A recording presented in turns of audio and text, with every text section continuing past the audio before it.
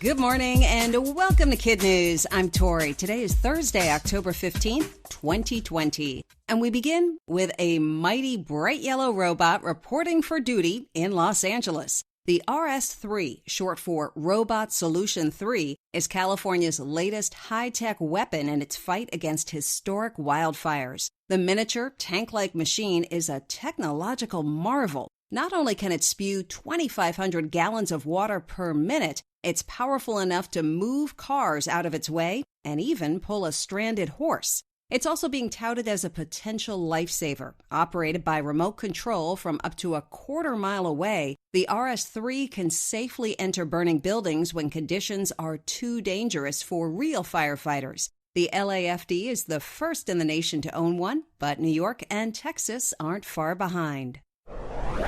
America's remote controls are about to get a workout. With tonight's presidential debate canceled, both candidates opted for live and, as it turned out, competing town hall events. Instead of sharing a stage, they'll be in two different cities, on two different networks, at exactly the same time. Former Vice President Biden's campaign was the first to arrange an event in Miami to air live at 8 p.m. Eastern on ABC. Yesterday, Mr. Trump's campaign announced he, too, would appear live in front of an audience, but in Philadelphia and on NBC.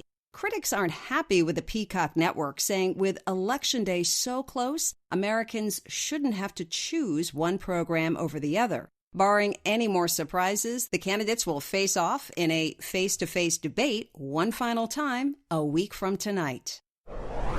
A bipartisan political takedown that arrived via tweet is getting some attention. Calling for an end to hate-filled politics, Republican Senator Mitt Romney of Utah, who ran for president in 2012, issued a call for civility in U.S. politics. And what's most notable is that he doesn't take sides. In his lengthy post, he calls out leaders on both sides of the aisle to lower the heat and return instead to the days of spirited debate. With the election now just 19 days away, Romney says he's tried but failed to remain quiet. He says not only is his concern for America's reputation in the eyes of the world, he specifically makes a point of saying, "Our children are watching."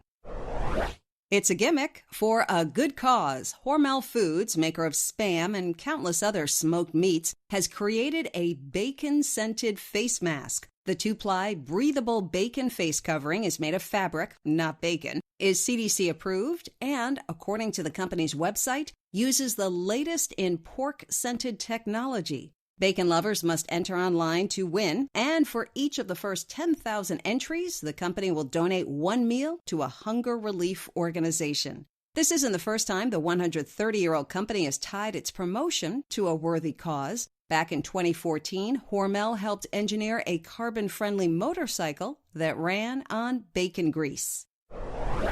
With no reopening date in sight for the real thing, imagine if you had a mini Disneyland in your own backyard. For Steve Dobbs' 5 grandchildren, those dreams have come true. Dobbs, who grew up in Orange County, watched Disneyland get built and dreamed of becoming a Disney Imagineer, but became an aerospace engineer instead. Now retired, he's transformed his backyard into a small version of the happiest place on Earth, including a scaled-down Matterhorn bobsled ride that reaches 12 miles an hour, Sleeping Beauty's castle with a bit of Frozen thrown in, and a mini Main Street with a cinema showing cartoons.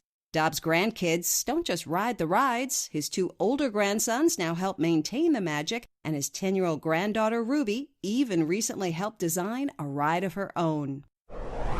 That's it for KidNuz. Now our KidNuz quiz. Which U.S. senator is calling on both parties to be civil in the weeks leading up to the election?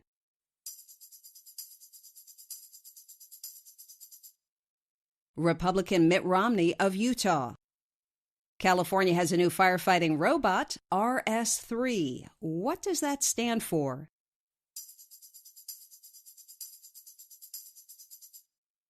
Robot Solution 3. What food is the inspiration behind a new scented face mask?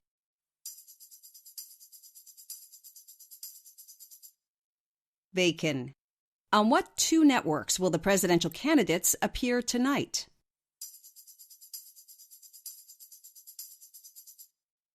President Trump will appear on NBC, and former Vice President Biden will be on ABC.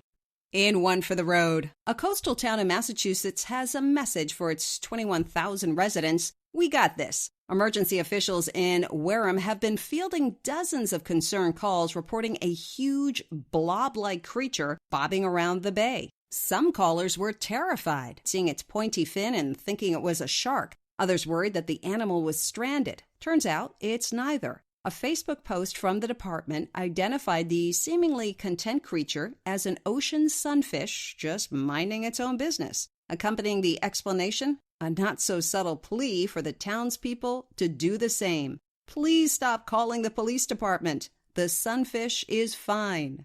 Before we go, we turn it over to Kim for today's Kid News shoutouts. Thanks, Tori. First for our teachers, Miss Stevens and her class at Lions Park in Mount Prospect, Illinois, and Lisa's H4 students in Clovis, California. And we send birthday wishes to Cooper and Finley in Seattle, Washington, James in Norwell, Massachusetts, Avery in Spirit Lake, Iowa, Nadia in Minneapolis, Minnesota, Zachary in Peoria, Arizona, Aaliyah in Lancaster, Pennsylvania, Hide in New York, New York, Xavier in Whitefish Bay, Wisconsin, Molly and Addie in Findlay, Ohio, and in California, we have Liam in Los Altos, Rihanna in Clovis, Benjamin in Mountain View, and Gary in Los Angeles. Thanks for listening, everyone. We hope you tune in for more Kid News tomorrow morning.